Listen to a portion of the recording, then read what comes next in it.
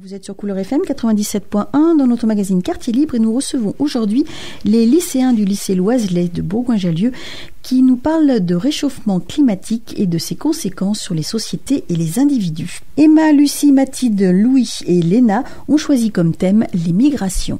Les migrations climatiques sont des personnes ou groupes de personnes qui sont obligées de se déplacer de façon temporaire ou permanente à cause de la dégradation de leur environnement local qui ne leur permet plus de vivre normalement en sécurité et ne subviennent plus à leurs besoins primaires. Selon l'ONU, 20 millions de personnes ont déjà dû se déplacer ou être déplacées pour des raisons environnementales comme l'érosion des terres arables, pollution des nappes phréatiques, etc.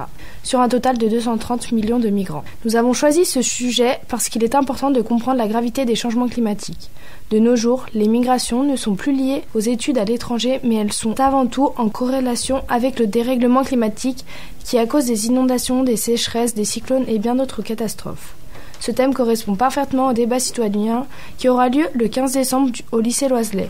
Les alternatives prises par la COP21 pour améliorer le climat permettront de diminuer la quantité de catastrophes naturelles qui ne cessent de s'accroître et donc de diminuer les nombres de migrants. Donc Emma et Lucie, d'après vos recherches, quelles sont les différentes personnes les plus touchées par le dérèglement climatique ? Alors, les personnes les plus touchées par le dérèglement climatique se trouvent donc dans n'importe quelle région du monde. Elles sont liées donc aux cyclones, tsunamis pour les pays situés avec des littoraux, mais aussi les tempêtes et les inondations qui peuvent du coup se trouver à l'intérieur d'un pays. Effectivement, les personnes les plus touchées sont celles où elles habitent dans des pays qui ont une situation économique difficile parce qu'ils ne pourront pas aider à la reconstruction à cause de certaines catastrophes ou de s'adapter à de nouvelles conditions climatiques. Les îles et pays comme les Philippines, Haïti et le Nigeria, par exemple, sont bien plus touchés que des régions européennes comme Malte, l'Italie, qui ont une plus grande possibilité de s'adapter. D'accord. Et vers quelle région migrent ces personnes ?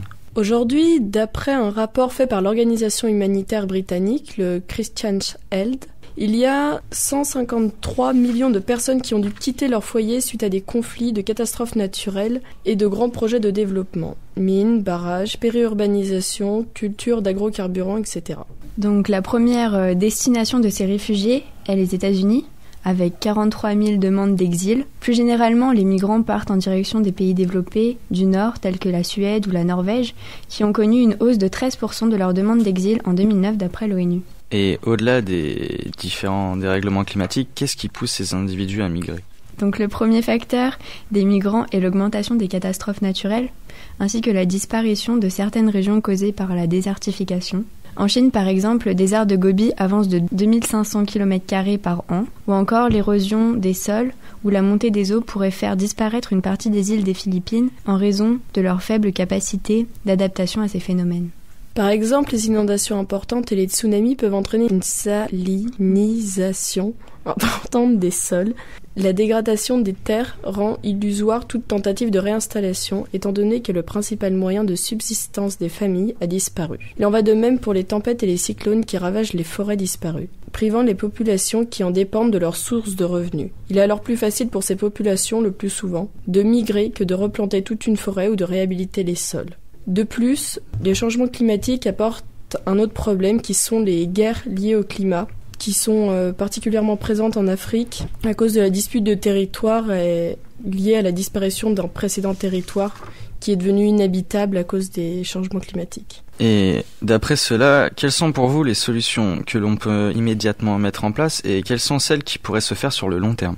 Donc pour parler des solutions, effectivement, la majorité des solutions se trouvent au niveau local. Car au niveau local, les enjeux sont les plus importants. Mais l'atténuation n'est pas une solution au niveau local car il s'agit de limiter l'émission de CO2 des activités humaines. Les solutions sont donc les solutions d'adaptation. Beaucoup de choses sont faites pour ces adaptations au niveau des villes.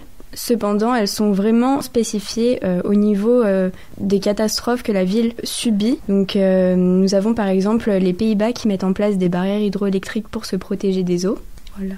Il existe aussi des moyens scientifiques comme le projet H4, qui est un projet donc financé par la Commission européenne et qui vise à montrer les facteurs environnementaux qui peuvent être responsables, qui fait aussi du coup beaucoup d'analyses et qui marche sur l'anticipation de ces phénomènes et essayer de les contrer avant qu'ils arrivent.